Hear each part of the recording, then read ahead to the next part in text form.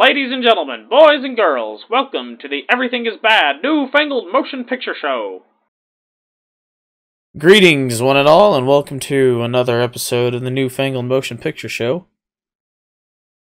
I'm Nolan. And I'm Niall. And we totally didn't just think we were recording for several minutes, and apparently not, of a review for Red Sparrow. Yeah, computer issues. We're gonna follow our normal pattern where we do spoiler-free review, give you a spoiler warning, and then go more in depth after that, because it's a spy thriller. There's hefty spoilers in this movie. Yeah, definitely. And fair warning, this movie deserves its R rating. 100% do not take kids to this movie. There's quite a bit of nudity, sex, rape, violence, some pretty intense torture scenes. Yeah. I mean, Jennifer Lawrence's character gets the crap beaten out of her. Multiple occasions. Yeah. Just a fair warning on that. And so I guess without further ado, we'll get into it. Yep. So I enjoyed the movie. Yep. Quite a bit. Nolan and I are suckers for spy thrillers, though. Right. Fair warning, it's a long movie. It is. It's 2 hours and 19? Yeah, 2 hours and 19 minutes. It kind of needs that whole time, that whole runtime, though. Yeah. To tell the story. There's nothing that can be taken out without losing plot. Yep. And, I mean, yeah, it's very intense spy thriller movie. You don't, and like right up to the end, you don't know whose side anybody is on, even the main character, even Jennifer Lawrence. You don't know what she's thinking the whole time. And it kind of made it pretty interesting. Made for a lot of twists on things when you don't know, where anything is coming from. So that was very interesting in that regard. The performances were all good. Yep. Jennifer Lawrence does a good job. Joel Edgerton, who's been popping up and stuff. He's good. What did we see? Well, he was in that Netflix movie with Will Smith, Yeah. where he was an orc. Yeah. He's in he's in Gringo. Oh yeah, that's right. I was like, there was something coming up that we were talking about seeing, and he's in Gringo. That's right. But yeah, so he's been popping up and stuff lately. He does a really great job. This one guy who's like deputy director of the Russian intelligence agency. Matthias Schoenaerts? I have no idea. I'm not familiar with him. He's Danish. And has a very Danish name. Yeah, but he's playing another Russian in a movie coming up called Kursk, which is not about the Battle of Kursk. But you were saying he could play He could play Vladimir Putin. Yeah, he looks a lot like Yeah, Putin. like when he's shaved, like if you look at his IMDb page, he's got a beard and mustache. But in this movie, he's shaved and his hair's cropped really short, and swept to one side. Yeah. So like with the hairstyle and shaved, he looks quite a bit like Vladimir Putin. He's broader than Putin, but like in the face, man. I wonder if he's looking at himself in the mirror one day and was like, God, I look like Putin. I'm gonna grow out a beard. Yeah, maybe. But yeah, so the acting in this movie is all great. I don't think there was any acting in this movie that wasn't really good. Yeah. And as overall, I mean, if you like suspense movies and spy thrillers and stuff, this is a great movie. Yeah, it is really good, and it's based off of a novel written by a former CIA agent. So it's probably in some some things here and there. He probably took a lot from his experiences as a CIA agent. At the very least, like how spies interact with each other and like how the CIA operates and stuff. Right. And I get there's 2 more books in the series, so maybe those will get made. Yeah, hopefully. We'll see. I'm always down for a spy thriller, man. Yep. Yeah, like I said, this is a hardcore spy thriller. Like, you know, like there are spy thrillers recently that are not like full bore. Like, you know, they're either you have a little bit of comedy in them, like Man from U.N.C.L.E., or don't take themselves super seriously in a lot of regards, like Atomic Blonde, or don't, you know, aren't like proper spy thriller formula like Bridge of Spies. You know, like this is a balls to the walls spy thriller, very tense movie. God, being a spy just looks like such a stressful job. Yeah, every time I watch a spy movie, I think here's a job I could never do. Yeah. I couldn't handle the pressure.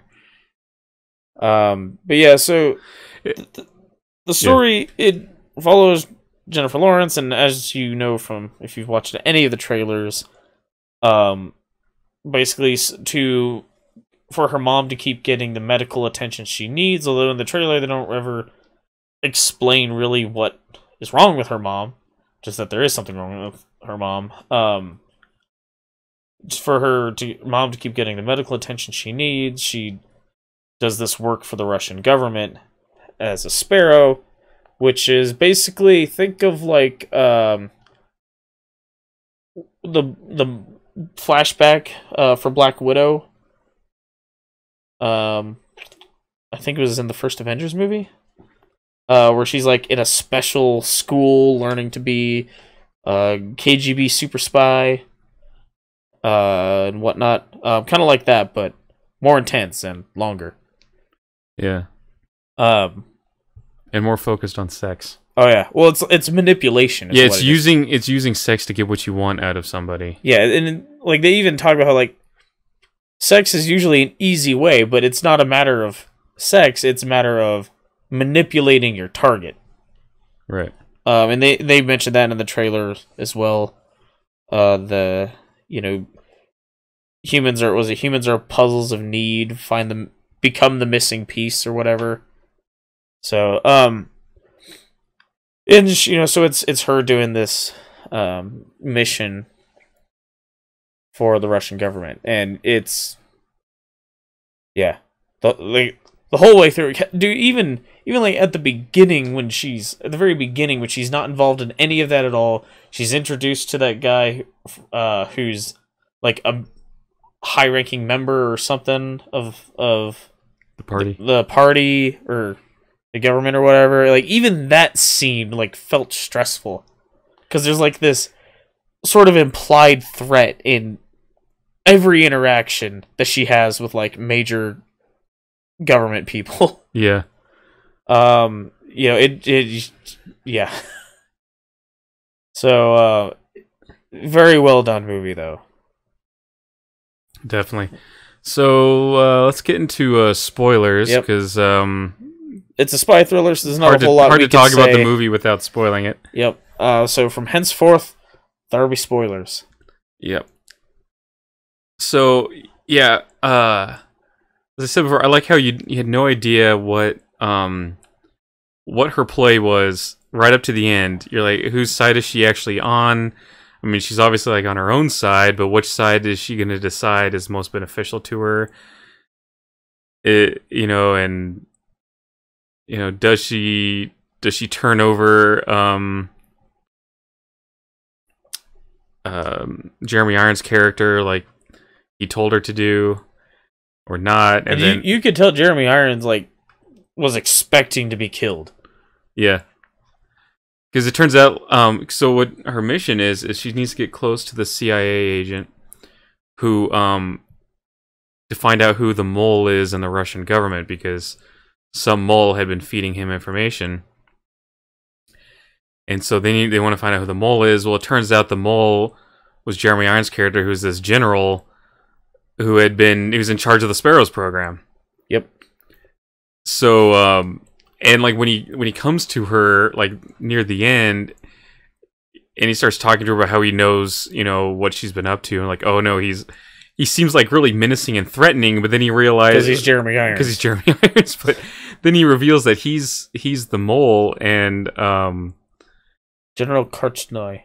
Yeah, and so he tells her, if you give me up, then you will be perfectly positioned to continue my work, in bringing down these people who have basically destroyed Russia.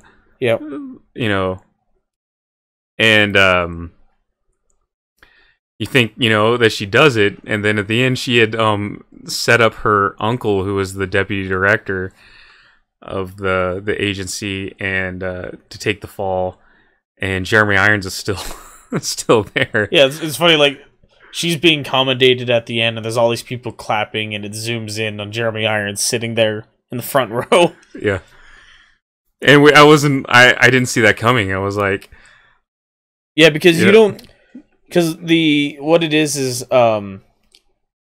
she makes a deal to give them the name of the mole and exchange the mole, give the mole to the Americans, and then the Americans give her back to them or whatever. Yeah. And they pull the hood off, and you're expecting Jeremy Irons under there, and it's not. It's her uncle. And then some sniper takes him out on the tarmac there, and because the Russians weren't going to let the Americans have the mole. Yeah. But yeah, so that was a really cool twist. You gotta say.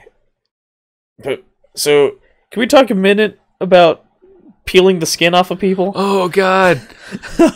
There's this one Russian operative who's I guess part of the Sparrow program. Yeah, and he tortures people, and he has this device that's used in skin grafts to like peel skin off of someone, and he's using it on Joel Edgerton, and it's just like horrifying. Yeah, like it showed like you don't see the wound because it's like on his shoulder, and it's like it's like on his back, but you see him like use it, and then like holds up this like piece of skin, and everyone's just like, oh. Like everyone in the theater was audibly like cringing at this. The only time you see the wound is when it gets used on his thigh, and then it shows like a wider shot, and you see just this rectangle of missing skin. Yeah. On his thigh, and like earlier he had clearly used that on the other spy that was her roommate. Yeah. Because like her body's like in the bathtub, and there's like chunks of skin missing off, piece of skin, and it shows her leg hanging over the edge of the tub, and you see the rectangle of missing skin. Yeah. Which was weird. Like when I saw that, I was like, what is with that perfect rectangle of missing skin? And you don't even like. It doesn't even explain it until much later in the movie when he pulls out that device. Yeah. But yeah, like, oh god, dude, it made me clench, like, my shoulder blade, like, the muscles between my shoulder blades hurt, because I was just, like, clenching in so hard at seeing that. It was just, like if I see, this is why I couldn't be a spy. Like, that guy would pull that out, I was like, I'm gonna use this, it's like, yeah, it's General, what's his name? What? Yeah, the mole, it's General, what's his name, let me go. Yeah. like, I didn't even get to use my skin graft thing. That's why I couldn't be a spy. Yeah. Among other reasons. Yeah. But like, you want to do what to me? No, I'll give you the bowl. Yeah. Yeah, so, I mean, then there's some other fairly graphic torture scenes. Like, when they're torturing her to find out who the mole is, and Or no, they're trying to find out if she had given up. Oh yeah. Because they had they were paying off a senator's aide or something. Chief of staff. Senator's chief of staff to get some information on a missile defense system or something like that. Something to do with a satellite. Yeah, and so the Russians were paying paying her off, and she gave the woman over to the Americans. Yep. And so they were trying to find out if was the one to do it. And so yeah, there was a series of torture scenes trying to get that information out of her. Yeah, like just like breaking her bones and stuff. And some water torture. Yeah. Oh god, dude. Yeah. There were some things in that like just made the audience just go, ah. Well, especially like some things you knew were coming because they were like setting it up. Yeah. And everyone on is like, oh no. Yeah. You know, because they know what's coming. Yeah, some of it was really bad. But yeah, so yeah, and Jennifer Lawrence plays everyone there. Like you realize at the end that she's played everyone to mostly the Americans' benefit. Right. But a lot of it was just kind of to stay alive on her part. Yeah. Because it's like the world she comes from, you know, if you're not useful to the government, they'll dispose of you. Yep. So, yeah. Hey, go see the movie. Definitely. If you haven't already. I mean, if you haven't and you're listening to this, shame on you. Yep. But yeah, highly recommend this movie. I look forward to potentially future movies if they make the other two into movies. That'd be really cool. So but yeah, I think it's all I have to say about this movie. Yeah, I think it deserves a little better than its 6.7 on IMDb. 6.6. 6.6. Yeah. I think it deserves better than that. Yeah. So yeah, what's the next movie we're doing? Is it Gringo? Yeah, we're gonna see Gringo. Is there 2 movies next weekend as well that we wanted to see, or just Gringo? Thoroughbreds comes out. We'll see if we have time. I would like to see it, but like, I'm not like, I don't have to see that movie. Right.